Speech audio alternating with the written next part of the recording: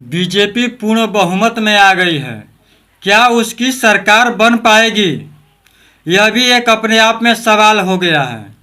2024 के चुनाव के नतीजे आते ही लोग चर्चा करने लगे हैं कि आखिर किसकी सरकार बनेगी। लेकिन यह देखा जाए तो एनडीए तो पूर्ण बहुमत में दिखाई दे रही है और वहीं पर इंडिया के अभी पूर्ण बहुमत नहीं हुआ है। लेकिन जो दोनों खेमे के लोगों ने जो अपने अपने दफ्तर में जाकर के प्रेस कॉन्फ्रेंस की है, इसमें कुछ नज़ारा अलग ही देखने को मिला है। जिनके पास पूर्ण बहुमत है उनके चेहरे पर वो खुशी और वो जो खुशी का माहौल होना चाहिए वो नहीं दिखाई दिया। और जिनका बहुमत नहीं है, जो अभी 272 के आंकड़े को पार नहीं किए हैं, उनके अंदर एक अलग कॉन्फिडेंस दिखाई दे रहा है कि मैं सरकार बनाऊंगा, मैं प्रधानमंत्री बनाऊंगा। इसकी बात की चर्चा चल रही है। आज 5 तारीख है और आज दोनों एनडीए और इंडिया की मीटिंग होने वाली है, बैठक होने वाली है। इसमें क्या कुछ निकल कर के आता है ये आज आपको लगभग आज शाम तक आपको पता चल जाएगा। लेकिन अपने आप में यह एक सवाल है कि इंडिया गठबंधन अपनी सरकार कैसे बनाएगी, और यह मीडिया में चर्चा भी चलना शुरू हो गया है। अभी मैं और आज तक के न्यूज़ पर एक जो थंबनेल जारी हुआ है उस पर लिखा है, सपा ने रातों रात लगा दिए पोस्टर, अब की बार पीडीए की सरकार। और आगे आप उस पर भी देख सकते हैं, एनडीए ने किया सरकार बनाने का दावा, शपथ ग्रहण की तैयारी हुई तेज।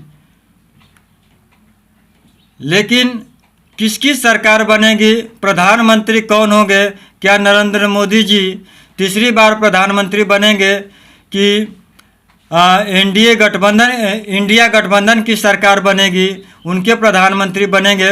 ये अभी कुछ कहा नहीं जा सकता, क्योंकि जो बीजेपी ने 10 सालों के अंदर जो छोटी छोटी पार्टियों के साथ जो व्यवहार किया है, उनको तोड़ने का, मरोड़ने का, उन पर ईडी सीबीआई का जो दुरुपयोग हुआ है, इसे कहीं ना कहीं जो छोटे छोटे पार्टी के जो नेता हैं, इसे कहीं ना कहीं उनके मन में तकलीफ ज़रूर है।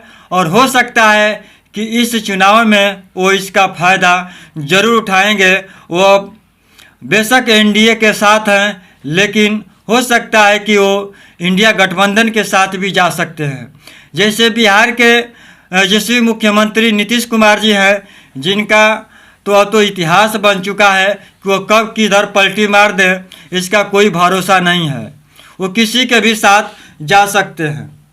लेकिन उन्होंने ही पूरी तैयारी करके इंडिया गठबंधन को तैयार किया और ऐन मौके पर वो बीजेपी के साथ चले गए, एनडीए के साथ चले गए और उनके साथ मिल करके उन्होंने चुनाव लड़ा और उन्होंने 12 सीटों पर उन्होंने जीत हासिल की है। तो क्या ऐसा महसूस हो रहा है, ऐसा उनके कुछ नेताओं ने कह रहे हैं कि नीतीश जी से प्रधानमंत्री बेहतर कौन हो सकता है? तो ऐसी जब बातें निकल के आ रही है तो ऐसा लगता है कि वो हो सकता है कि कहीं ना कहीं वो फिर दोबारा पलटी मारने का काम करें, क्योंकि उन्हें पलटी मारने में थोड़ा भी किसी तरह का कोई संकोच नहीं है।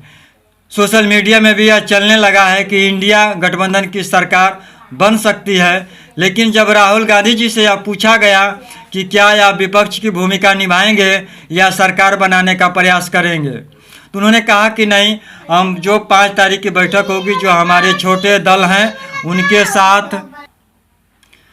उनके साथ मिल करके हम इस पर चर्चा करेंगे। जो बातें निकल करके आएगा उसी हिसाब से काम किया जाएगा और इसका जवाब मैं कल ही दे पाऊँगा। नीतीश कुमार जी सचमुच में इंडिया के साथ जाएंगे, क्योंकि इंडिया रिलायंस ने नीतीश जी को डिप्टी यानी उप प्रधानमंत्री बनने का ऑफर जो दे दिया है। क्योंकि नीतीश कुमार जी ने बिहार में तो उन्होंने कई बार मुख्यमंत्री का पद संभाले हैं और उनका सपना अब और आगे जाने का हो सकता है। और जिस तरह का उनको ऑफ़र मिला है तो मुझे ऐसा नहीं लगता कि वो उस ऑफ़र को ठुकराएंगे, क्योंकि इतनी बड़ी ऑफ़र एनडीए के साथ तो नहीं मिल सकता है। चंद्रबाबू नायडू जी की भी अब बात चल रही है, क्योंकि उनसे कल संपर्क साधा जा रहा था तो उनसे संपर्क नहीं हो पाया।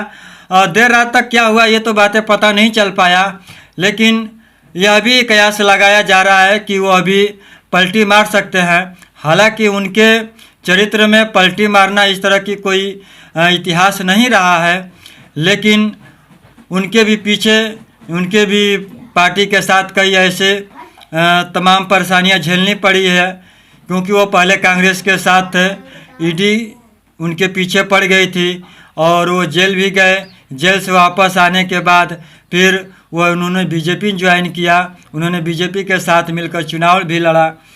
तो ये कहीं ना कहीं जो छोटी छोटी पार्टियां हैं उनके अंदर जो ईडी का भय, सीबीआई का भय, जो तमाम उन्होंने 10 साल के अंदर परेशानियां झेली हैं, तो हो सकता है कि ये इंडिया रिलायंस के साथ जा सकते हैं और उनकी सरकार बना सकती हैं।